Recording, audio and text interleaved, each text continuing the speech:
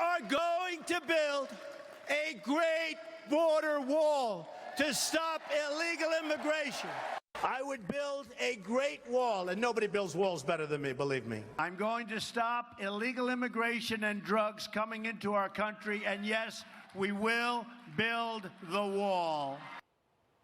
We could spend the whole show playing those clips. It was the one thing Donald Trump was perfectly clear about as he campaigned for president. If elected, he would build a border wall on our southern border.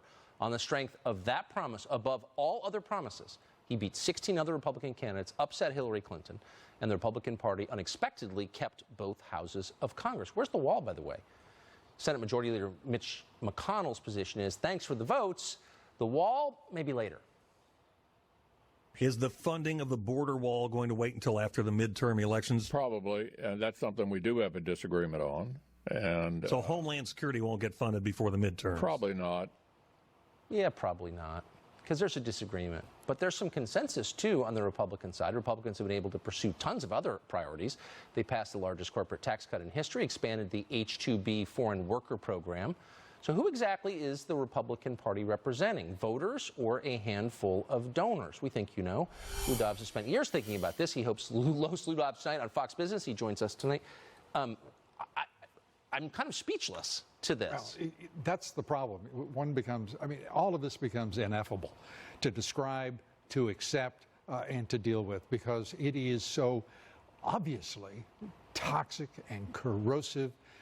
There are so many sellouts. You know that the Republican leadership in the House and the Senate are made up of simply, acolytes of expediency, and of course, corporate America, the U.S. multinationals, and the Koch brothers, Wall Street, Business Roundtable, and the Chamber of Commerce.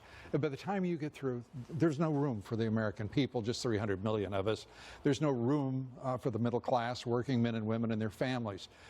That's why President Trump got elected. The American people sense the inordinate power and corruption of the establishment, and that's why this anti-establishment president was elected. But they're proving the point. So a lot of people voted for Trump because they thought, this isn't a democracy, it's an oligarchy, stop lying to me.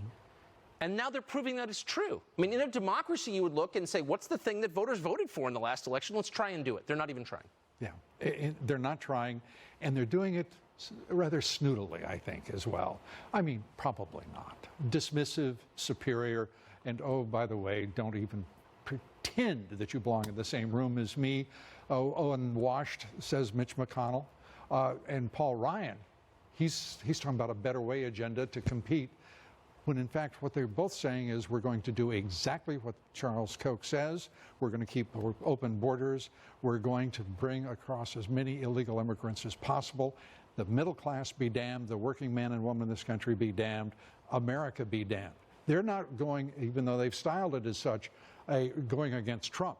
They're going against this country and our most precious values and all that has made us great, and that's our middle class. So why would people, I mean, apart from the fact the Democratic Party has actually gone off the deep end and is dangerous, leaving that aside, why would anybody vote for Republicans right now? Right now, there's only one reason. His name's Donald J. Trump. He's the man who won the election. He is the reason the Republicans retained the House and the Senate, and there is no other explanation. And these fools leading the House and the Senate, Tucker, they really have decided that they can do this without Donald Trump. They don't have to affix themselves to the Trump agenda. They don't have to talk about deregulation. They don't have to look at all that he has achieved. This is already an historic president in a year, just over a year and a half in office. It's remarkable. But the second they get crushed, assuming, let's say the Republicans lose the House. Yes, as they likely will if they leave particularly Ryan in place. But they're going to blame Trump. Of course they will. That's the game. And the American people, that will know the reason. There's a party that's not worthy of their support, not worthy of their trust. There is a president, and this is going to be the great divide, because we are watching oligarchs like the Koch brothers carry out class warfare. Think of this. The Koch brothers, who have been synonymous with the Republican Party, are conducting class warfare against the middle class, the foundation of the country, working men and women, and saying, The hell with you. We can bring in illegal immigrants. We're going to arbitrage labor costs just as we've been doing around the world. Lou Dobbs, not a word mincer. No, sir. Great to see you. Great to see you, Thank you Tucker. for that. Thank you.